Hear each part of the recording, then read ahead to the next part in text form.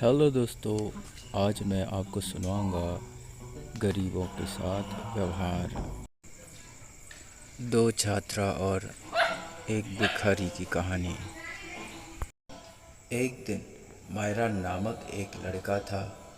वे school जा रहा था।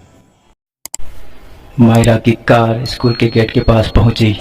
मायरा गाड़ी से उतरने से पहले अपना बैग और बोतल संभाल रहा था कि गाड़ी के बाहर एक गरीब बूढ़ा आकर खड़े हो गए और खिड़की पर खटखटाने लगा। मायरा को गुस्सा आया।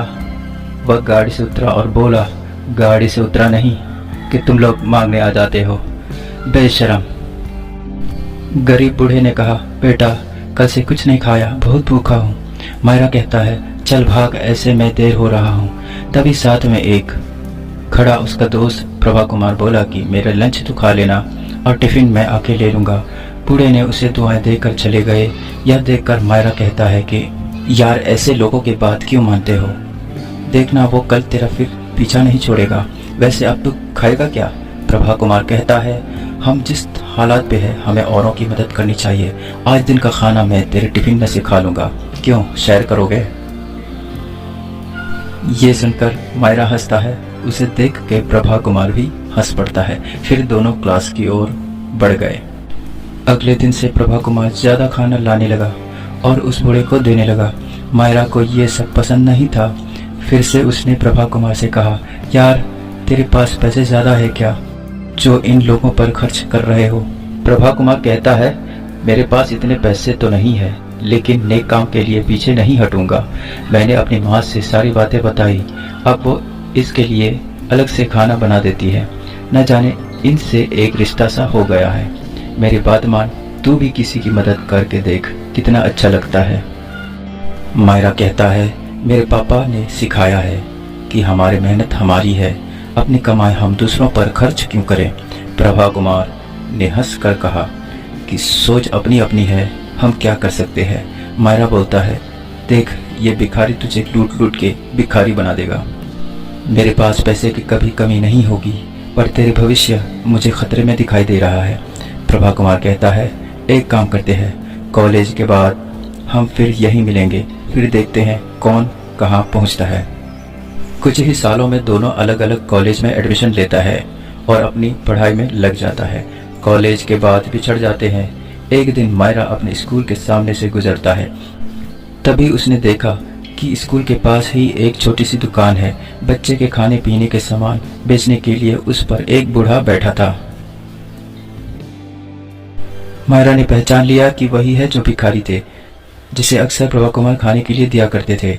उन्हें देखकर प्रभा कुमार की याद आई, लेकिन वह उसे कहाँ ढूंढे। कुछ देर में वह अपने ऑफिस पहुंच जाता है। ऑफिस में उसका मैनेजर मायरा से मीटिंग करता है। सर, आपके पापा के जाने के बाद बिजनेस बैठ गया। एक गलत साइट पर बिल्डिंग बनाकर सारा पैसा डूब गया। अब एक प्रोजेक्ट है, अगर ये हमें मिल जाते तो काम बन सकता है, वरना 2 महीने में कंपनी और घर दोनों नीलाम हो जाएंगे।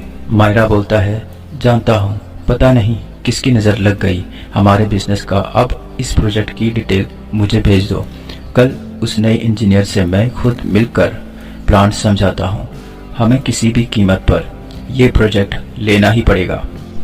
अगले दिन मायरा जल्दी से तैयार होकर प्रोजेक्ट की फाइल लेकर सरकारी दफ्तर में पहुँच जाता है।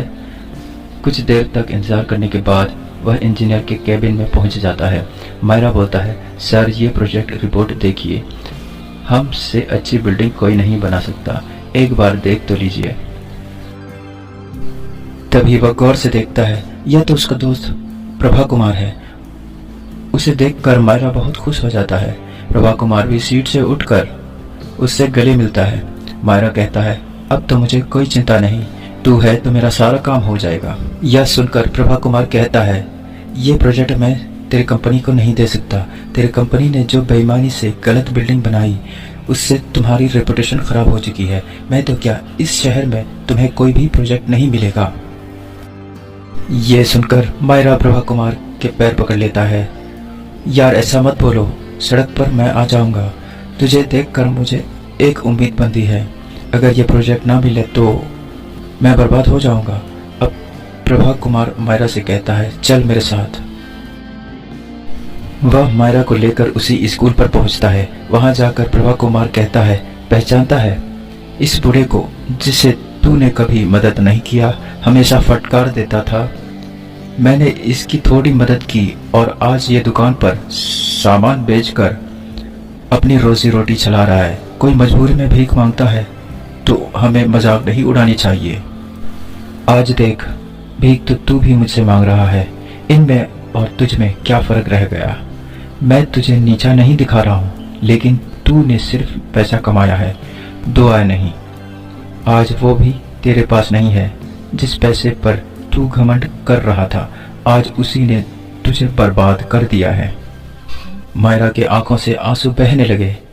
हाँ, तू बिल्कुल ठीक कह रहे हो। मेरे परिवार में से कभी किसी ने किसी की मदद नहीं की, यही शिक्षा उन्होंने मुझे दी। प्रभा कुमार मायरा को लेकर उसी दुकान पर पहुंचता है। बूढ़े उससे देखकर उनके पास आता है। आप आइए, बैठिए, मैं अभी आपके लिए कुछ लगाता हूँ। प्रभा कुमार कहता है, नहीं अंकल जी, मैं बस आपसे मिलने आया था, कोई परेशानी तो नहीं है ना। बूढ़े ने बोला, भैया आपके कारण हम भिखारी की दुनिया से बाहर आए। यहीं पास में मैंने एक किराए मकान लिया है, मेरे बेटे भी है, उसे पढ़ा के आपके जैसा नेक ऑफिसर बनाना चाहता हूँ। सारी जिंदगी भी लगा दूं तो भी आपका खर्च नहीं चुका पाऊंगा। उसे मिलकर मायरा को भी अच्छा लगा। वहां से कुछ दूर जाकर वह बोला, अब मैं किसी से भीख नहीं मांगूंगा, नए सिरे से शुरुआत करूंगा, ईमानदारी से, और अपनी कमाई का कुछ हिस्सा दान जरूर करूंगा। प्रभा कुमार ने कहा, अगर तू सच्चाई और ईमानदारी से काम करे तो ये प्रोजेक्ट मैं तुझे दिला सकता हूँ। मायरा ने अपने दोस्त के गले लगकर रोने लगा और इन आंसुओं से उसका घमंड भी बह गया। धन्यवाद।